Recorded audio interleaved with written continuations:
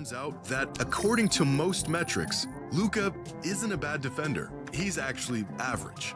But defense is notoriously tough to accurately measure. Okay, we're 4 minutes into a 60-minute video. How many different ways is he going to say Luka is mid at defense? How many graphs are you going to show me? I agree. The theme of this video is that Luka isn't that bad. He's just mid at defense, which is true. That passes the eye test. He's not a fucking cone. He's just average.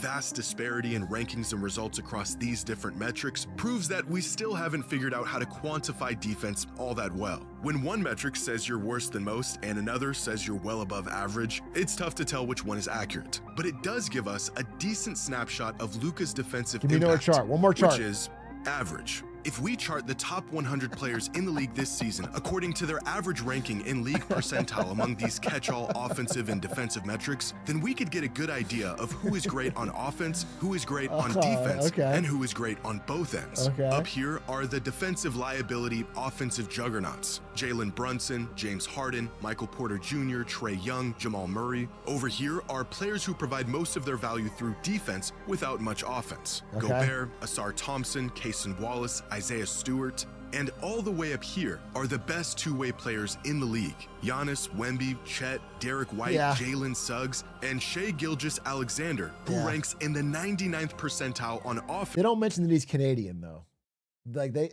Everyone always gives him credit for the ability to play good basketball, but they never take away the credit because he's Canadian. And I feel like that's a missed. And the 91st percentile on defense, arguably the best two-way player in the entire league. So where is Luka in all of this? Right here, in the 98th percentile on offense and the 56th percentile on defense. Yeah, we get which it. Even when stacked up against the top 100 players in the league is still far from the worst. In fact, this video could have been an email, bro. You said your point. He's really good at offense and he's mid at defense. Compared to other offensive superstars, Luka is actually a net positive on defense. Steph Curry ranks in the 97th percentile on offense, but only the 25th percentile on defense. Donovan Mitchell, 99th on offense, 36th on defense. Austin Reeves, Luka's own teammate, 97th on offense and 27th on defense. Who could this be all the way over here as one of the best offensive players in the league, but statistically a cone on defense? Oh, it's Anthony Edwards. What about this player? Great on offense, a negative on defense. Oh look, it's Jaylen Brown.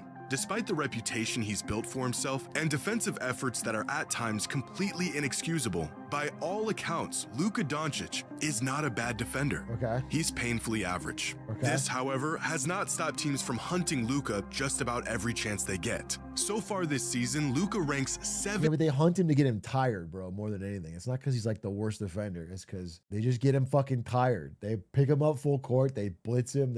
In the league in defended field goal attempts. The next closest guard is Derek White, all the way at 22nd. As if staying tough and active on defense wasn't already difficult enough, Luka is defending twice as many shots every game as the average guard. Now, compared to the big men at the top of this list, Luka is relatively ineffective on defense. On average, his opponents are shooting 3.1% better from the field when he's guarding them. But compare Luka to other elite players that aren't tasked with anchoring a defense, and you'll find that he's a lot more effective on the ball than we're led to believe. More effective than players like Nikola Jokic, Jimmy Butler, Kawhi Leonard, LaMelo Ball, Donovan Mitchell, Steph Curry. Love the vid, but I just can't tell what he thinks about Luka's defense.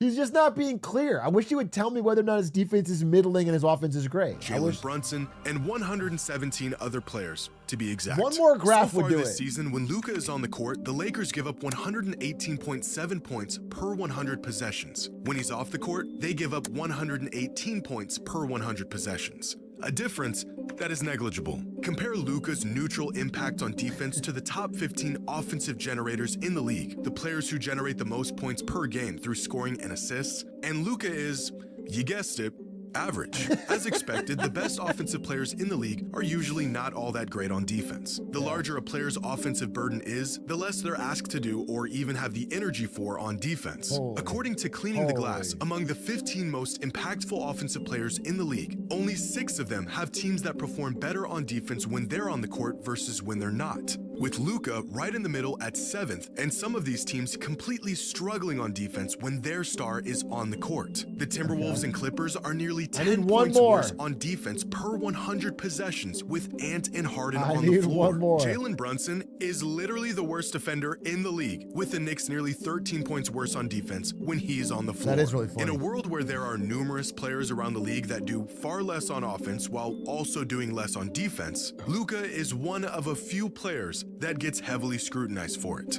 So how does a player who by every conceivable measure is merely average on defense gain this reputation of being not just a bad defender, but one of the worst defenders of all time? It's okay, Luka, to move your feet a little bit over and help out. Well, what does he do? He just throws up his hand. Anybody in the NBA and looking at the floor and throwing ahead. Colin Gillespie. But J.J. Redick, coach of the Lakers, said hoping to have him back this week. We're going one-on-one, little on big. They're going to go baseline. Never been a big point guy. Dude, it's funny. He's such an he's an athletic guy. He's an incredible basketball player. But something about Luka's body composition and the phrase Burger Doncic makes him look so unathletic and fat. He's like very, very good. But every time I see him, like, and then I think of Burger Doncic and I'm like, bro, he's not, he's in great shape. Back on December 1st. Allen with an opening. Brings it down to Sensabaugh. Up the wing three. Got it. Yeah. Oh my goodness. This guy is a whiner. It's tough to make the case that a player isn't a bad defender when stuff like this happens on a regular basis. Luka getting blown by, feet look like they're stuck in mud, complaining about no calls every other possession and forcing his team to play 4-on-5 on the other end, gambling in passing lanes, missing assignments, but more than anything, straight up refusing to even make an effort on some possessions. One of the big reasons why I think Luka's lackluster defense has become the primary topic of conversation is because visually he looks completely uninterested in even playing defense at times. He's hungry. He has the tools to be a good defender. Great size for his position, he's strong, quick hands, great IQ and court awareness, and yet he puts in just enough effort to be, at best, average. One of the more random but insightful metrics the NBA keeps track of is the average speed a player moves at throughout a game, both on offense and defense. And among the 324 players who average at least 15 minutes a game this season, take a wild guess at who falls at the bottom of the league when it comes to speed on defense. If you said James Harden, well then kudos to you, that's a fantastic guess and you're right. But right above him, as the second slowest player in the entire league on defense, is Luka Doncic. Damn, it's Luka and LeBron. Our two stars are not hustlers. Behind a 41-year-old LeBron and a lumbering Joel Embiid with one good knee. Getting scored on or giving up an easy bucket is one thing. Refusing to even put in the effort to stop a bucket is another. The outrage for Luka's defense is not all about the results. No reasonable fan should expect Luka to be a lockdown defender. That's not his role. The outrage is in the fact that he doesn't even try. And if only he did, he could be a good contributing defender. Catch Luka at the right time, and he looks like a versatile big body who can guard 1 through 4 with some of the best post defense you've ever seen. Catch him the other 70% of the time, and you'd think the guy has lead in his shoes. Per 36 has a metric called the hustle index that accounts for things like the number of box outs, charges drawn, contested shots, deflections. I'm breaking this chart. I want you to know the hustle index for Sunday YouTuber basketball. I'm Jimmy High Roller off the chart, dude. I'm hustling out there. Okay. I'm in my fucking 30s. We played last week. I dove for a loose ball. I'm on the ground. I dove for it, grabbed it on the floor, threw it to my team. Dove. Hustle. The hustle's crazy. I just can't make a fucking shot. I just can't make a fucking shot, bro.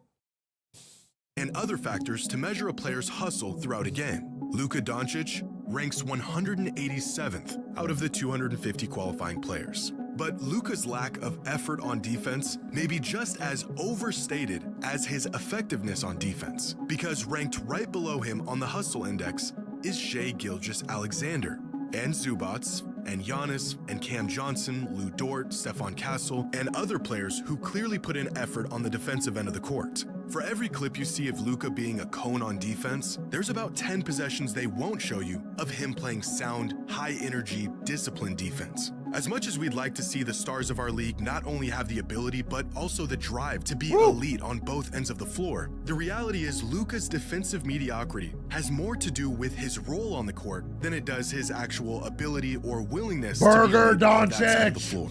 In a perfect world, a team star player would be great on both ends. But in today's NBA, building around and relying on a one-way superstar may be less of a choice and more of a necessity. If we consider a two-way star as a player who is in the 90th percentile of the league on both offense and defense, then there aren't 20 two-way stars in the league. There aren't 10 of them. There isn't even 5. There's 2.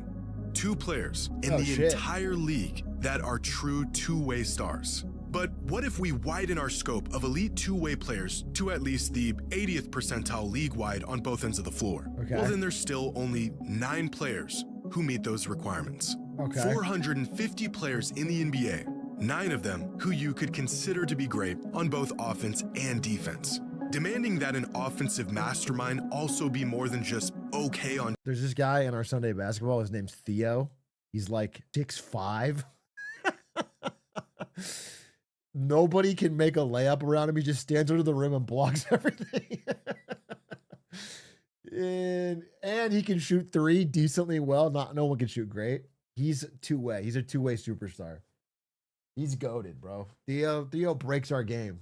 Offense shouldn't be too much to ask, but the best players in the NBA almost exclusively create their value through offense, not defense. And whether it's a lack of physical tools, effort, or by design, players who can give you both are extremely rare. Is Luka truly the worst defender of all time? No. Is he the worst defender in the league? Not even close. When he puts in the effort, he's actually a good defender. And when he doesn't, he's terrible. And contrary to the scathing narrative that is built around him, Luka's defense is somewhere in between these two extremes.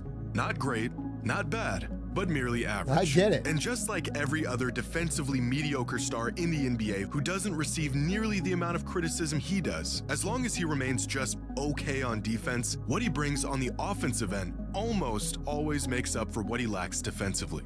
But you don't have to take my word for it.